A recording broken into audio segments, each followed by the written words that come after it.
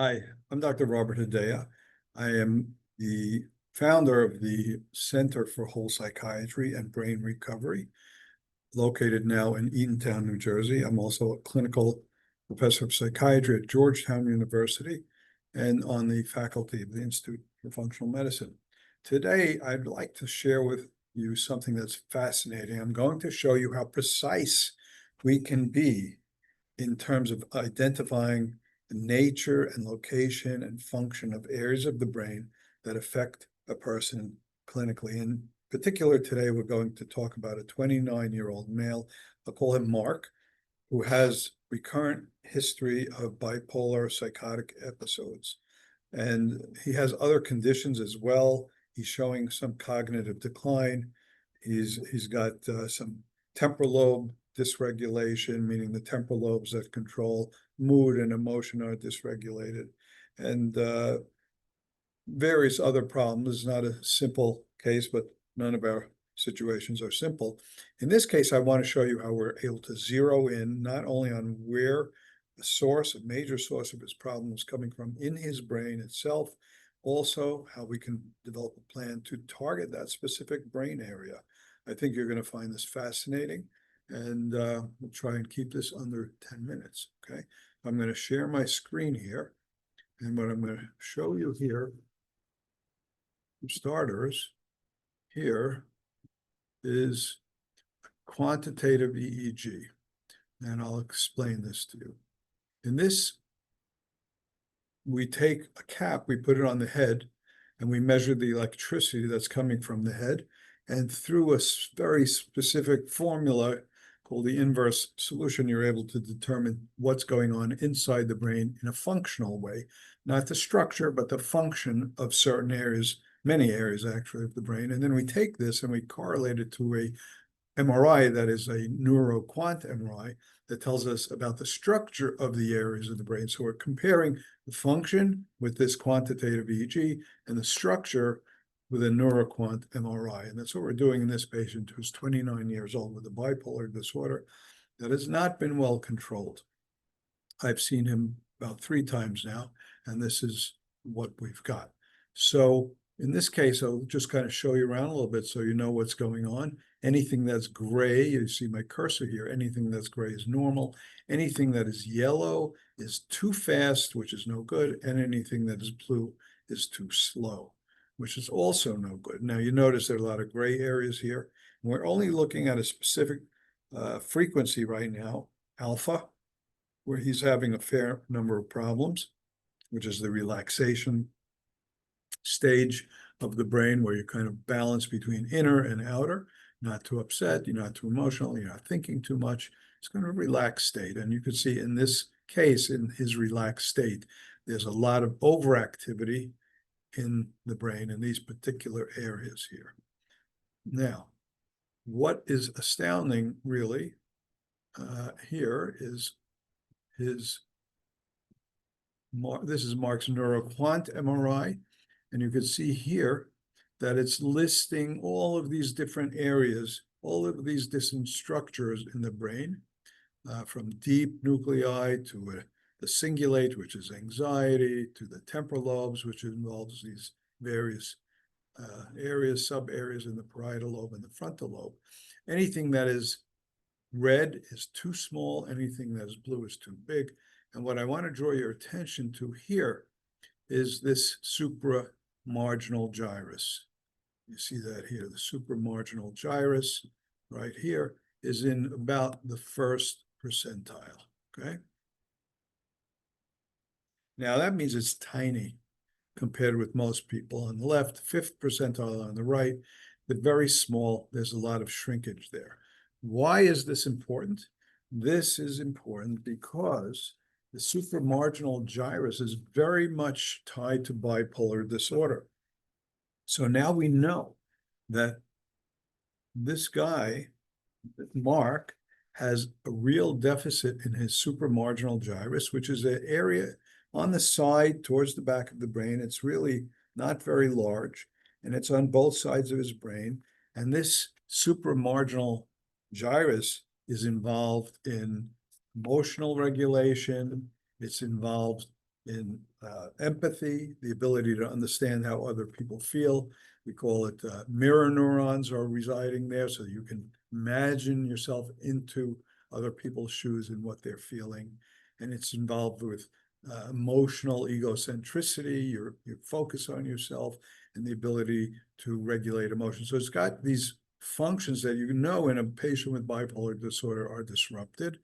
And this has been confirmed in various large-scale studies showing that there's impairment in the supramarginal gyrus in schizophrenia as well as bipolar disorder.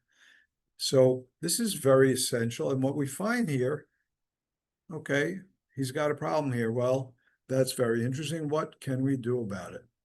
So now we'll shift over here to his QEEG right here. And I'm going to show you a little bit of a different view that'll help us isolate the supramarginal gyrus. Now, every area on the surface of the brain has a number. It's called a Brodmann area.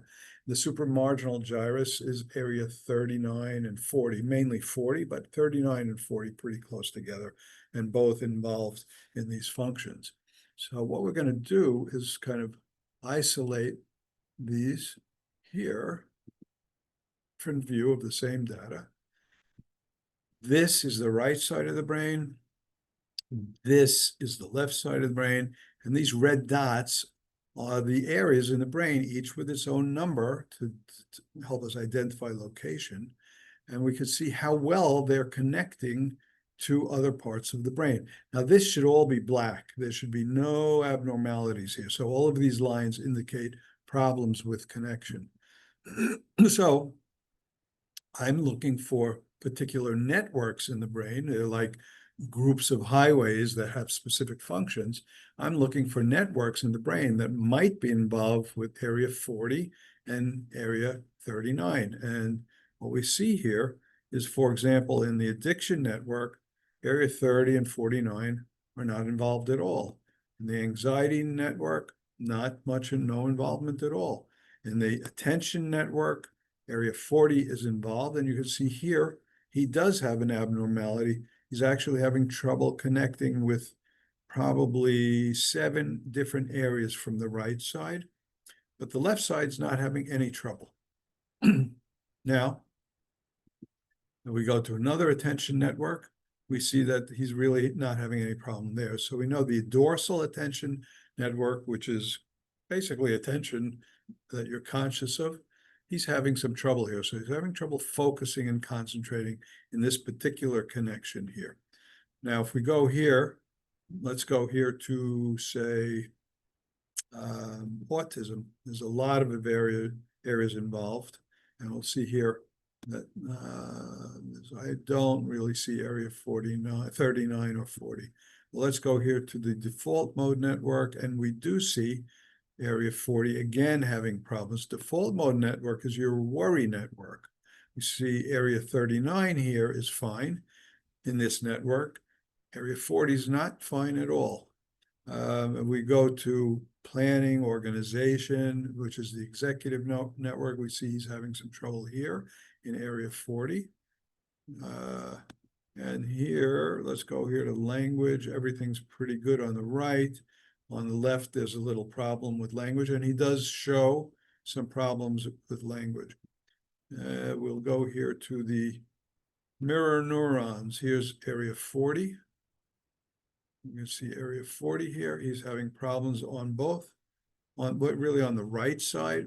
Left side is, one connection area that's not good. So he's having these problems because his supramarginal gyrus, area 40 and 39, are actually shrunken, really. So the connection is poor.